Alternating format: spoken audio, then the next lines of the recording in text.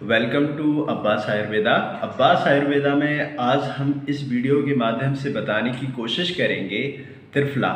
Triphala mostly लोग त्रिफला के बारे में जानते हैं और मोस्टली लोगों ने इसका यूज़ भी किया होगा। त्रिफला जैसे कि नाम से जाना जाता है कि त्रिफला थ्री मेडिसिन यानी कि 3 ऐसे ड्रग्स जिनको कंबाइन करके एक पाउडर फॉर्म में लिया गया है, उसी को त्रिफला चूर्ण हम कह सकते हैं। तो उसमें कौन कौन से ऐसे ड्रग्स हैं, कौन कौन से ऐसे कंटेंट हैं जो हम इन तीनों के लिया जाता है। उसमें सबसे पहला आता है आंवला, और सेकंड वन इज़ द हरड़, और थर्ड वन इज़ द बहेड़ा। यानी कि इन 3 फलों को लेकर के, इन 3 फलों के मिश्रण को ही त्रिफला कहते हैं। फिर हम हेयर के लिए जो त्रिफला आता है वो थोड़ा सा अलग हो जाता है, या उसमें हम यहाँ पे इसको भी बताने की कोशिश करेंगे। उसमें आंवला, रीठा, शिकाकाई यानी कि ये 3 ड्रग्स इसमें हेयर के लिए इस्तेमाल किए जाते हैं। फिर त्रिफला जैसे कि नाम से बहुत ही महत्वपूर्ण मेडिसिन और बहुत ही यूजेबल मेडिसिन है। मोस्टली इसका इस्तेमाल हम कॉन्स्टिपेशंस जैसी कंडीशंस में करते हैं। आज हम बताने की कोशिश करेंगे कि कॉन्स्टिपेशंस के साथ साथ और भी अदर डिजीज़ के लिए हम त्रिफला का इस्तेमाल किस तरीके से और कब कब कर सकते हैं। तो हम इनके आइए कंटेंट की प्रॉपर्टीज़ के बारे में बात करें तो सबसे पहले हम बात करेंगे आंवला की। तो आंवला जो मोस्ट इम्पोर्टेंट रोल रहता है वो आइज़ यानी कि आँखों की रोशनी के लिए, और इसमें जो विटामिन सी का जो कंसंट्रेशन है वो बहुत ज़्यादा होता है। और आंवला को हम सिंगल यूज़ भी कर सकते हैं। आंवला को हम सिंगल यूज़ यानी कि आंवला की रसायन के रूप में, और आंवला मुरब्बा के रूप में, और आंवला का सब्ज़ी के रूप में भी हम इस्तेमाल कर सकते हैं। और इसकी जो प्रॉपर्टी रहती है वो एसिडिटी को दूर करने के लिए, या फिर स्किन डिसऑर्डर्स को दूर करने के लिए, या फिर किसी पेशेंट को जैसे हाथ या पैरों की तली में जो है आग सा निकलना या सीख सा होना, तो ऐसी कंडीशन में अगर हम सिंगल यूज कराएं तो उसको मिल सकता है, फ़ायदा मिल सकता है। फिर सेकंड नंबर पे हम बात करेंगे हरड़। जैसे किसी पेशेंट को घाव हो गया है, तो घाव होने की कंडीशन में हमने मोस्टली देखा है कि घाव होने के बाद उसमें निशान पड़ जाते हैं। तो ऐसे में किसी पेशेंट को घाव हुआ है और इसकी जो है एंटी बैक्टीरियल प्रॉपर्टी होने की वजह से इसका हम देसी घी प्लस हनी के साथ में अगर कंबाइन करके घाव जैसे स्थान पे अगर लगाएंगे, तो ऐसे में हम देखते क्या हैं कि जो घाव का जो पड़ने वाला निशान है वो भी नहीं पड़ेगा। फिर हम बात करते हैं थर्ड नंबर पे बहेड़ा डाइजेशन के लिए सबसे उत्तम मेडिसिन बताई गई है। पर बहेड़ा का हम इस्तेमाल सिंगल में, यानी कि सिंगल बहेड़ा को हम इस्तेमाल नहीं कर सकते। बहेड़ा के लिए बताया गया कि बहेड़ा जितना है उसकी डबल मात्रा में कोई अदर कंटेंट जैसे आंवला या फिर हरड़, ये डबल मात्रा में लेकर के या फिर कोई अदर ड्रग्स के साथ में हम इसका इस्तेमाल कर सकते हैं। अब बात करते हैं जैसे त्रिफला जैसे नाम से हमने जानने की कोशिश की, तो ऐसे में एक सवाल उठता है कि क्या तीनों कंटेंट त्रिफला के अंदर बराबर मात्रा में होते हैं?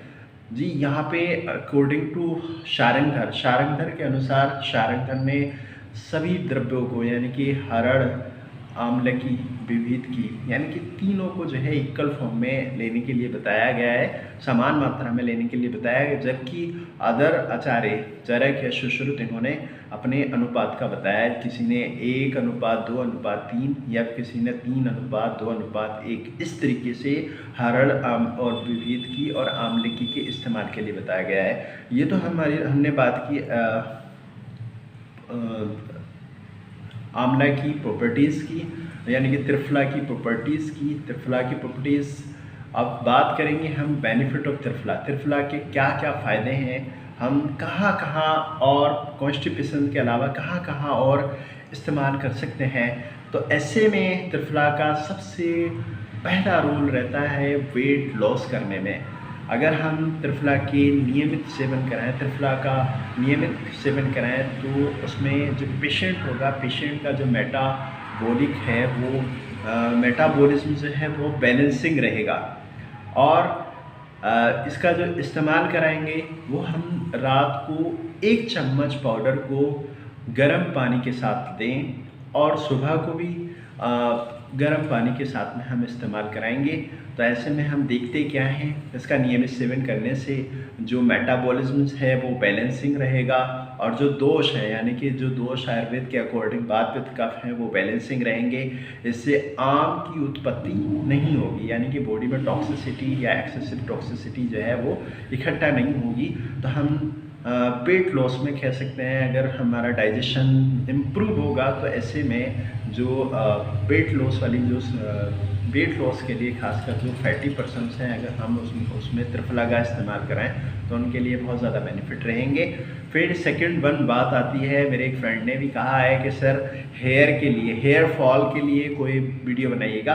तो हम बात करेंगे त्रिफला का जो सेकंड प्रॉपर्टीज़ है यानी कि सेकंड बेनिफिट है, जो दूसरा फ़ायदा है वो ये है कि अगर किसी पेशेंट के हेयर फॉल हो रहे हैं बहुत ज़्यादा या फिर हेयर के अंदर डैंड्रफ जैसी समस्या है, जू लीक आदि आदि जो प्रॉब्लम्स हमें दिखाई देती हैं हेयर के अंदर, तो ऐसे में हम जैसे मेहंदी का लेप लगाते हैं ठीक उसी प्रकार से हम 2 चम्मच पाउडर को त्रिफला का लेंगे और उसमें कोई भी हेयर ऑयल मिला करके हल्का हल्का गुनगुना कर लेंगे और उसमें एलोवेरा जेल मिला करके ठंडा होकर उसमें एलोवेरा जेल मिला के जिस तरीके से मेहंदी का लेप करते हैं सभी लोगों ने किया होगा मोस्टली, तो ठीक उसी प्रकार से हम हेयर फॉल के लिए और उनके रफनेस को दूर करने के लिए और उनको झड़ने से बचाने के लिए ठीक उसी प्रकार से हम लेप करेंगे।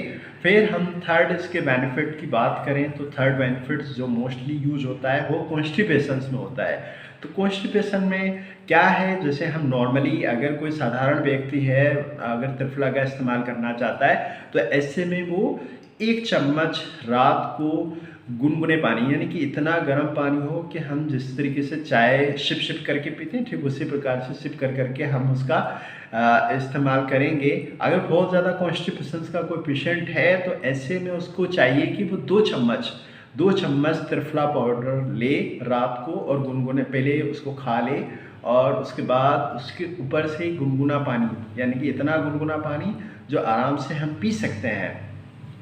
तो इस तरीके से पुरानी कॉन्स्टिपेशन में भी जो है हमारा त्रिफला का जो है बहुत अहम रोल है और कॉन्स्टिपेशन जैसी समस्या से हमारे पेशेंट अपने आप को इसका इस्तेमाल करने से दूर कर लेंगे।